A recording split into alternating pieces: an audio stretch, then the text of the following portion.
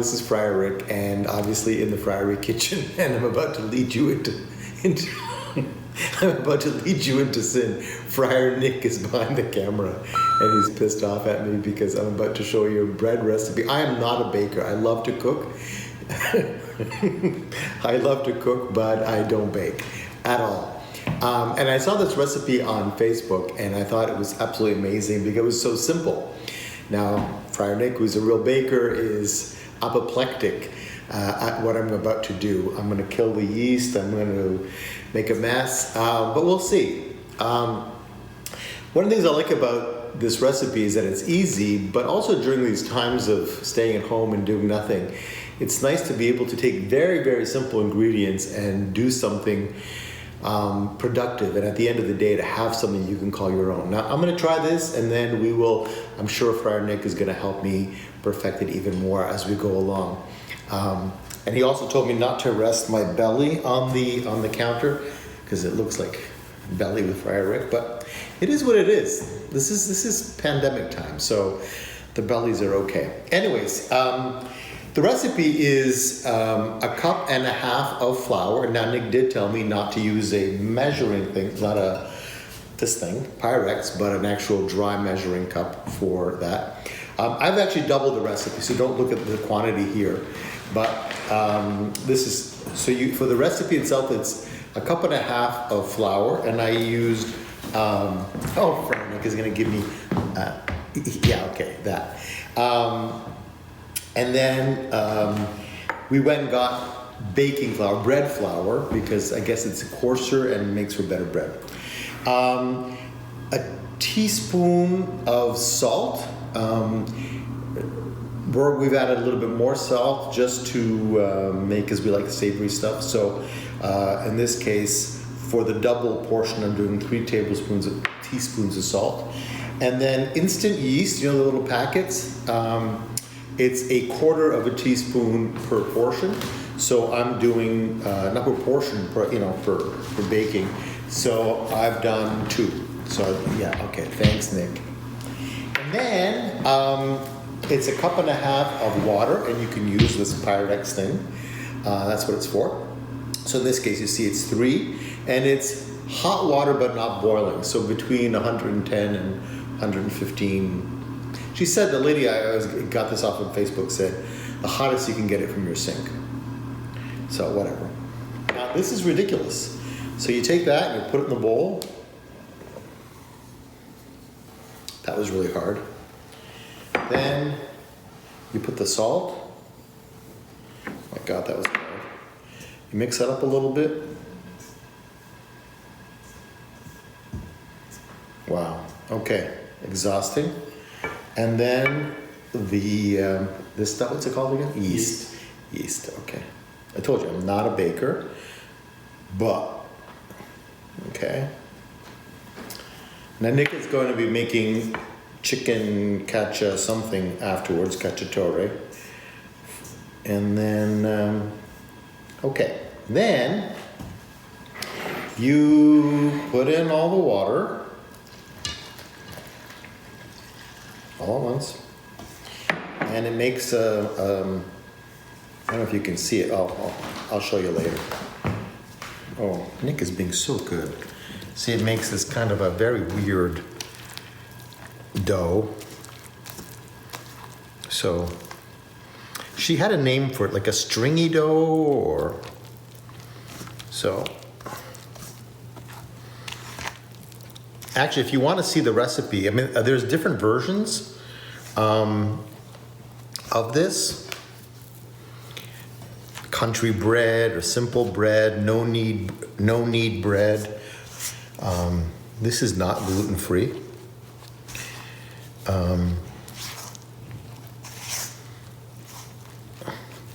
The woman I was following who did this was named Jenny Cook, like one of our former Francis Corps volunteers. So Jenny, if you're watching this, shout out to you. The woman who does the videos, she's very enthusiastic. Very, very enthusiastic. See, it's kind of weird, right? There it is. I just want to make sure I get the flour in there so it doesn't get all mucky. but it has a weird stringy consistency. Now, I was thinking of adding rosemary to this at some point, but Nick, we probably wouldn't want to do this when it's got the yeast, probably at the later stage, right? Yeah, okay, that's what I thought. Actually, she says on the video not to use your hands, 'cause it's very sticky, but I think it's easier for getting the stuff in there. Anyways, that's about it. And then you cover this with saran wrap, or can they see me again? Oh my goodness. Don't get nauseous, people. One moment while I wash my hands. Nick, you're a pro at this. Anyways, so you let this sit on the counter, she said, in a cool place, just your regular counter away from heat, for a minimum of 3 hours, or up to 6 hours, whatever. I don't bake, so I don't know what that means.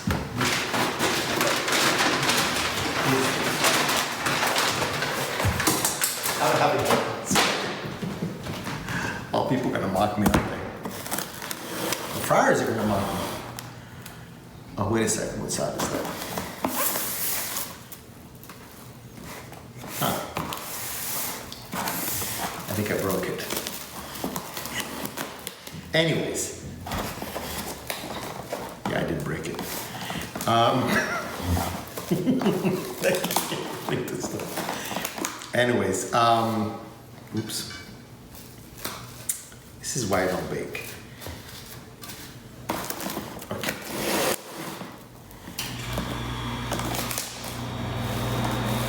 You see, we get everything from Costco in gigantic sizes. What a mess. Okay. Oh. This is like that TV show, Worst Cooks in America. It's gonna be okay. It's gonna be okay. All right. The other thing, good trick is, I've learned this. You put a wet paper towel so that your bowl doesn't move. Okay, I'm gonna put this now on the counter somewhere and just let it sit for 3 hours. And by the magic of TV, we'll be back when it's, I don't know, fluffy, whatever you call that. Risen. See you later. 3 hours later. We're back. So the dough has, the dough has risen. It should be a little, and I'm getting notes from Nick on what to do. Okay. So it's got little bubbles in it. And, oh, hold on, I need a little thingamajiggy. Where's my thingamajiggy? We'll use this. Okay. Remember, this is double the recipe for the bread. Meanwhile, Nick's been making some chicken cacciatore, and we're gonna have that with our bread. It's a high gluten meal.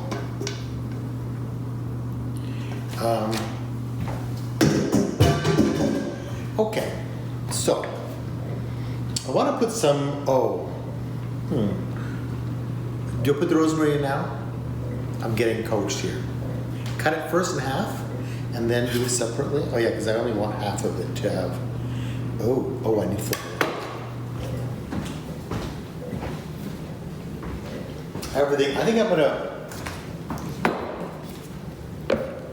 No, I'm going to use this flour for this part. I should have put it on the board.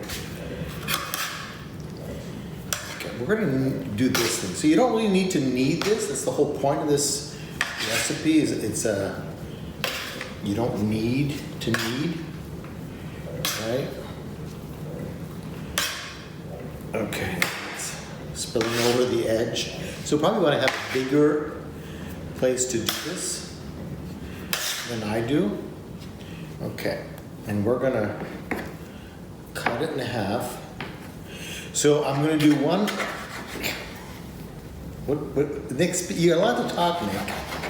Yeah, pull it back with your other hand. You're not going to be able to cut it. It's going to go back into itself. Not roll it into a ball. Okay. There you go. Okay. So this one, actually, I'm going to let it, you got to let it rest. Parchment. Oops. Okay. So the problem is, I've been drinking some wine, so it's even better now. Okay. Can you see? Can they see? Oh, they can see. They can see. They can see it all. Oh, they got an eyeful. They got an eyeful. Okay. I feel like one of those gymnasts getting my hands on. Okay. Right. Oh, it's sticky. Oh.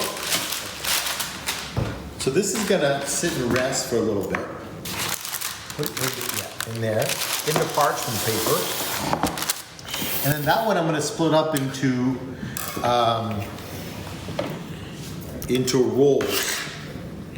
During this coronavirus, it's probably a good idea to have bread that's in rolls, so you're not having a lot of people touching your bread and whatever. Okay. Yeah, this is the part I forgot to do, to put. Okay. Now, I'm gonna add some rosemary to this. Spread it out. First. Use your hands. Don't use the paper. Use your hands. Use my. There you go. There you go. Is that all right? They're very nice. Nick, thank you, Nick. You're welcome. Okay, and Just doing what I can for the sake of the gospel. okay. Oh.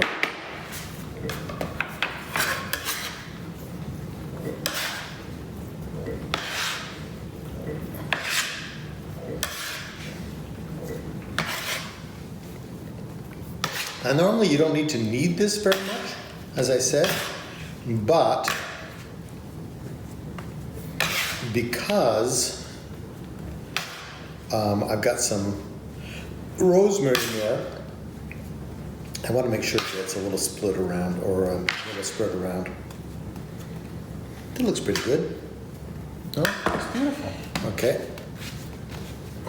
Ooh, it's very soft.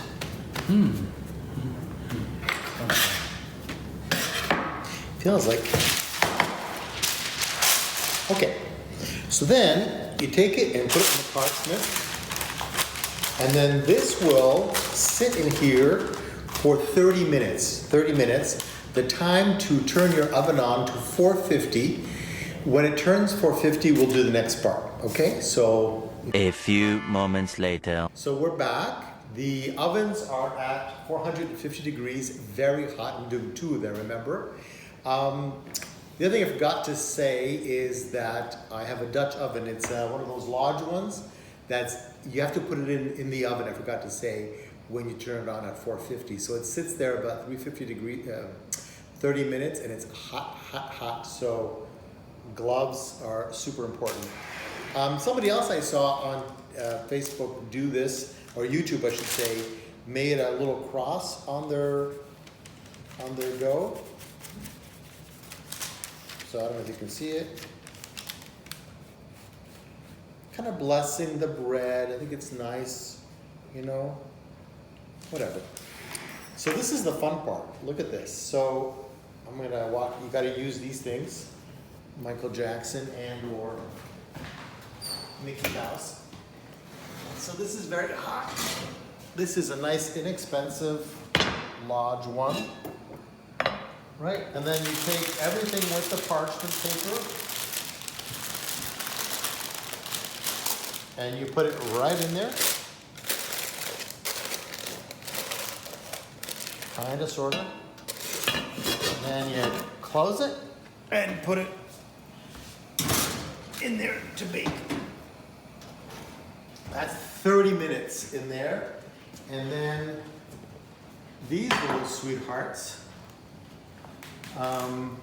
they don't rise very much. They get a little bit more puffy.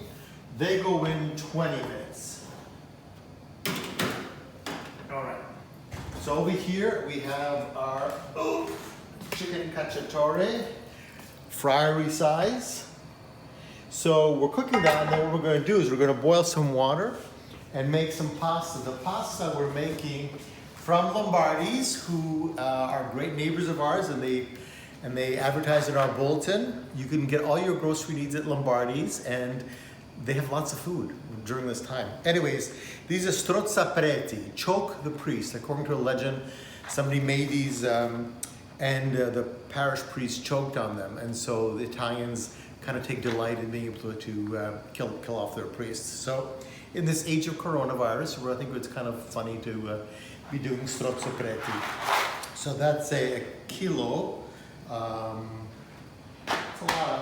a lot of pasta, but you know, we're big boys. 20 minutes later. Hi guys, so next part of the process is, I don't know if you've seen these. These are the little buns. Oh, ow, hot.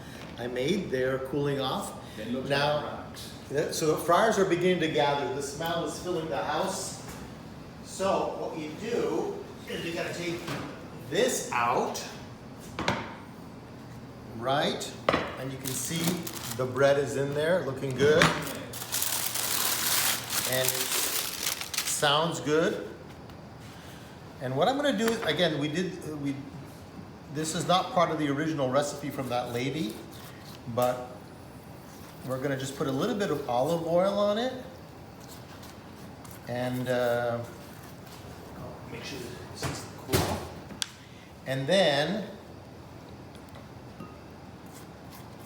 over here, it's crusty. And some Syracuse flakes. So this is, I don't know if you've seen this, Syracuse Salt Company. It's actually Syracuse salt that's from the salt, what'd you call them? Beds. The salt beds of Syracuse. So a little bit on top. That's how it got its name, Salinas. That's how it got its name. This is Father Nevin giving us the history lesson. Wave, Nevin, you're on camera. Say hi, Nevin. Oh, hi there. So now this goes back for about 15 minutes back in the oven to brown a little bit. It looks nice actually. It'll get darker than those do. Okay, we'll see you in 15 minutes. Eventually. Okay, so at the last step, the friars are gathered. I'll put the bread out and then you can see the rest of what's going on. I was just waving to the friars. Oh, you're waving to the friars? So this, hot. This is what it looks like when it's done. We're gonna let it cool along with the other ones. And then always have good mittens. These are really good. Yeah, those other ones are not. Okay. So I'm gonna move the pasta. This is the strozzo preti. There's not stronzo, strozzo. I know. Oh, and then the chicken cacciatore. And that's it. So until we see you again on one of these fun episodes from Friar Nick and me and the rest of the friars, goodbye.